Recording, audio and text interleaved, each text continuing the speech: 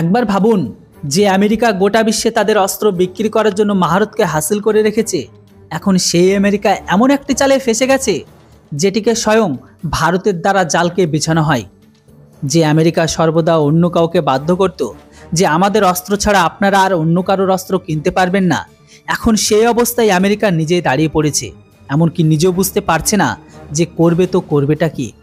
তো বন্ধুরা, এই সব কিছু হলো কিভাবে? তো চলুন বন্ধুরা, এই পুরো খবরটিকে অতীব সাধারণ ভাষায় আপনাদের বলি। দেখুন বন্ধুরা, আমেরিকার খেলা অনেক পুরনো, যেটা অনেক আগে থেকে খেলে আসছে তারা। যেখানে আমেরিকা তাদের অস্ত্রকে বিক্রি করে সেখানে তাদের একটা শর্ত মাস্ট থাকে, যে তাদের অস্ত্রের কন্ট্রোল সেখানে সর্বদা থাকবে। ধরে নিন পাকিস্তান আমেরিকার থেকে যে F-16কে নিয়েছে, কিন্তু এই বিমানটি সম্পূর্ণ পাকিস্তানের নয়, কেননা আমেরিকার এই ফাইটার জেটের সাথে এমন প্ল্যানকে করে রাখে যে পাকিস্তান যদি চায় যে সে নিজের মতো এই ফাইটারকে ব্যবহার করবে, তাহলে সেটা একেবারেই সম্ভব নয়। যেমনটা গ্রামে কেউ টাকা ধার দিলে তার পরিবর্তে হয়তো ঘরবাড়ি, সোনাদানা, জমিকে বন্দুক দিতে হয়, ঠিক এমনটাই আমেরিকা তার অস্ত্রের সাথে করে থাকে। এই মুহূর্তে পাকিস্তান যদি আমেরিকার নিয়মকে ভঙ্গ করে, তাহলে আমেরিকা পাকিস্তানকে সোজাসুজি বলে দেবে যে তোমাদের বিমানের জন্য মিসাইল, বোম, স্পেয়ার পার্ট কোনো কিছুই পাবে না। তারপরে আবার সেই F-16 শুধুমাত্র একটা খেলনা ফাইটার জেট হিসাবে হয়ে থাকবে। আর এটিকেই আমেরিকার কিল সুইচ বলে। কিন্তু এখানে মজাদার বিষয় হলো, এটা আমেরিকার এই চালকে বুঝতে পেরে ভারত এমন একটি চালকে চলেছে যে আমেরিকার নিজের অস্ত্রকে তাদের নিজেদের ঘরে এখন মারতে হচ্ছে। যে আমেরিকা নিজেদের অস্ত্রকে অন্যকে ফাঁসাতো, এখন সেই আমেরিকা নিজেদের অস্ত্রে নিজেরাই ফেঁসে যায়। তো বন্ধুরা, এটা কিভাবে হলো? তো দেখুন বন্ধুরা, কিল সুইচ মানে এটা নয় যে আমেরিকা তাদের অস্ত্রে এমন একটি গুপ্ত বাটনকে সেট করবে বা করে দিয়েছে যেটিকে টেপার পরে সেই অস্ত্রের কাজটা করাই বন্ধ করে দেবে। আসলে বন্ধুরা, এটার মানে এটাই যে আমেরিকা তাদের অস্ত্রের অবস্থা এমন করে দেয় যেটি শুধুমাত্র একটি শোপিস হয়ে থেকে যায়। বন্ধুরা, কিল সুইচের কাজ শুধুমাত্র যুদ্ধবিমান পর্যন্ত নয়, আমেরিকার এই চাল তার সমস্ত কিছুর উপর লাগু হয়, যেটিকে তারা বিক্রি করে। আর এই রণনীতির দ্বারা কিছু দেশের সেনাকে নিজেদের হাতে করে রাখে আজও তারা। কিন্তু এই কাহিনীতে আসল মোড় তখন আসে যখন তাদের চাল ভারতের উপর সম্পূর্ণ ফেলোর হয়। একবার ভাবুন, যে দেশটা সর্বদা আমেরিকার অস্ত্র থেকে দূরে থাকতো, কেননা এটা ভারত ভালোভাবেই জানে এটা শুধু অস্ত্র নয়, আমেরিকা কোনো দেশকে কবজা করার একটি সহজ নিয়ম। কিন্তু রিসেন্ট ভারত আমেরিকা শুধু অস্ত্রকেই কেনেনি, বরং আমেরিকা সব থেকে বেহতরিন টপনস অস্ত্রকে কিনে নিজেদের সেনাবাহিনীকে যুক্ত করেছে।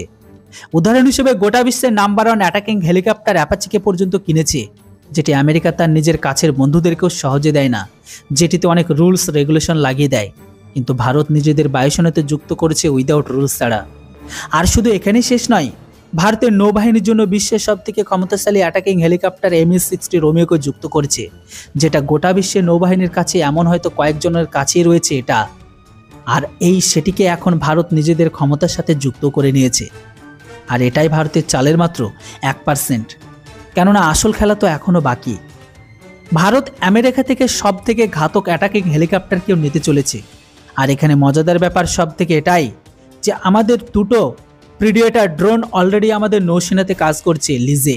কিন্তু এখানে প্রশ্ন ওঠাটাও স্বাভাবিক, যখন আমেরিকা নিজেদের শর্তে অস্ত্রকে বিক্রি, তাহলে ভারত এই সমস্ত অস্ত্র কেন কিনেছে? আমেরিকারও এদের উপর কন্ট্রোল আছে। তো এর প্রশ্নের উত্তর হচ্ছে একদমই না। তো এর পেছনে ভারতের একটি জবরদস্ত চাল আছে। এটিকে আমরা বলি যেমন অসুখ তেমন তার ওষুধ। যেমনটা আমেরিকা তাদের ব্ল্যাকমেলিং রণনীতিতে অস্ত্রকে বিক্রি করে, আর ভারত সেই রণনীতিকে পাল্টে দিয়ে তাদেরই চালকে ভারী করে দিয়েছে। ভারত আমেরিকার থেকে ভারতের নিজেদের মনের মতো অস্ত্রকে বের করে নিচ্ছে। উদাহরণ হিসাবে, যখন আমাদের একটি অ্যাটাকিং হেলিকপ্টারের দরকার ছিল, তখন আমরা সিদ্ধান্ত নিই যে আমাদের বেস্ট অ্যাপাচি হেলিকপ্টারই চাই। এটা আমাদের জন্য গেম চেঞ্জারে পরিণত হবে আর আমাদের ক্ষমতাকে একটি নতুন উচ্চতায় নিয়েও যাবে। কিন্তু আমেরিকা তাদের নিয়ম আর শর্তের সাথে এটাকে ভারতের কাছে বিক্রি করতে চেয়েছিল। তারা এটাও চেয়েছিল তারা ভারতের অস্ত্রের উপর যেন কন্ট্রোল কেউ নিতে পারে। ভারত এটা কখনো চায়নি যে আমরা যে অ্যাটাকিং হেলিকপ্টার নেব সেটা অন্যের ইচ্ছামতো চলবে, বরং আমরা আমাদের ইচ্ছামতো এটিকে ব্যবহার করতে পারবো, তা আবার বিনা আমেরিকার বাধাতে। কিন্তু এর জন্য আমেরিকা প্রথমে রাজি হয়নি। তখনই ভারত বড় একটি মোক্ষম চালকে চালিয়ে রাশিয়ার অত্যাধুনিক অ্যালিগেটর অ্যাটাকিং হেলিকপ্টারকে নেওয়ার জন্য প্রস্তুত হয়ে যায়। নো ডাউট, রাশিয়ার অ্যাটাকিং হেলিকপ্টার তার ক্ষমতার জন্য যথেষ্ট ফেমাস। আর এই খবরটা যখনই আমেরিকার কানে যায়, তখনই সম্পূর্ণ খেলা বদলে যায়। আর এই খবরটা যখনই আমেরিকার কানে যায় তখনই সম্পূর্ণ খেলা বদলে যায়। সেই মুহূর্তের আশা শুধু না তাদের হেলিকপ্টারকে ভারতের কাছে বিক্রি করার কথা বলে, বরং তারা এটিকে ভারতে তৈরি করার জন্য কথাবার্তাও বলতে লাগে। হ্যাঁ বন্ধুরা, জয়েন্ট প্রোডাকশনের কথা শুনে আমেরিকার প্রচণ্ড নড়ে যায়। আর এমনটা হলে আমেরিকা না শুধু আরব ডলারের ডিলকে হাতছাড়া হতো, বরং ভারত আর রাশিয়ার বন্ধুত্ব আরও গাঢ় হতো। আর এটাই আমেরিকার জন্য সবথেকে ছিল বড় চিন্তা। আমেরিকা ভয় পেতে শুরু করেছে ভারত যদি রাশিয়ার আরও কাছে চলে যায় তাহলে তারা চীনের খেলাফ যে কার্ডকে তৈরি করেছে বা চেষ্টা করছে সেটা সম্পূর্ণ বিফল যাবে। আমেরিকা এটাও ভালোভাবে জানে চীনকে কাউন্টার করার জন্য ভারতকে অবশ্যই লাগবে, তাই ভারত সমস্ত শর্তকে মেনে নিয়ে আমেরিকার অ্যাপাচি হেলিকপ্টারকে ভারতের কাছে বিক্রি করে দেয়। কিন্তু বন্ধুরা, কথা এখানে শেষ হচ্ছে না। আমেরিকা এটাকে নিয়ে এতটা ভয় পেতে শুরু করে যে আমেরিকা তাদের সবথেকে দামি চিনুক অ্যাটাক হেলিকপ্টারকে পর্যন্ত দিয়ে দেয়, যে আমেরিকা তাদের সবথেকে চিনুক হেভি ট্রান্সপোর্ট হেলিকপ্টার পর্যন্ত আমাদের দিয়ে দেয়, যেটিকে আজকের দিনে গোটা বিশ্বের বেস্ট ট্রান্সপোর্টার হেলিকপ্টার মনে করা হয়। সেটিকে তারা অল্প দামে ভারতের কাছে বিক্রি করে। এর সাথে সাথে আমেরিকা এটিকে তাড়াতাড়ি ভারতকে সাপ্লাই করে দেয় যেন ভারত অন্য কোনো দিকে মুড়ে না যায়। এর সাথে সাথে তারা রোমিও হেলিকপ্টারকেও ভারতের কাছে বিক্রি করে। বর্তমান সময়ে আমেরিকার 3টি হেলিকপ্টার ডেলিভারি বরং ভারতের শর্তে আমেরিকা ডেলিভারি করে ভারতকে। আর এটিতে সবথেকে বড় ব্যাপার এটাই ছিল যে এতে কোনো কিল সুইচ ছিল না। এতক্ষণ শোনার পরে আপনারা ভাবছেন আমি পুরনো কাহিনী কেন আপনাদের বললাম।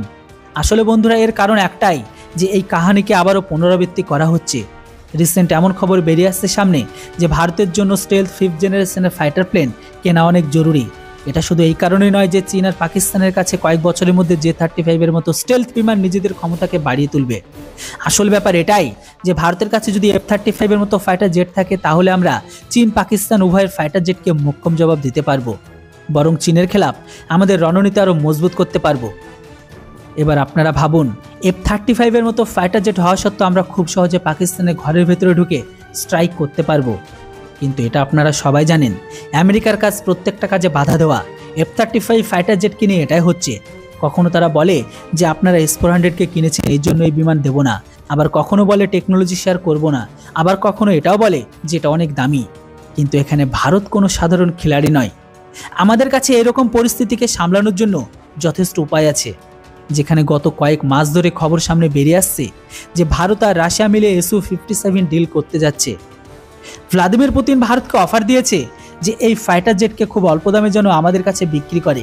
এর সাথে সাথে জয়েন্ট প্রোডাকশনের কথাও বলছে। কিন্তু এখানে ওঠে আসল প্রশ্ন যে এটা কি শুধু কি তাহলে ভারতের একটি চাল যেন আমেরিকার উপর প্রেশারকে তৈরি করা আর F-35কে নিজের মনের মতো করে যেন কেনা যায়, আর না ভারত সত্যি সত্যি রাশিয়ার Su-57কে মানে বাহুবলীকে কিনবে। তবে যেটাই হোক, সামনের দিনে সবকিছু আমরা স্পষ্ট দেখতে পাবো।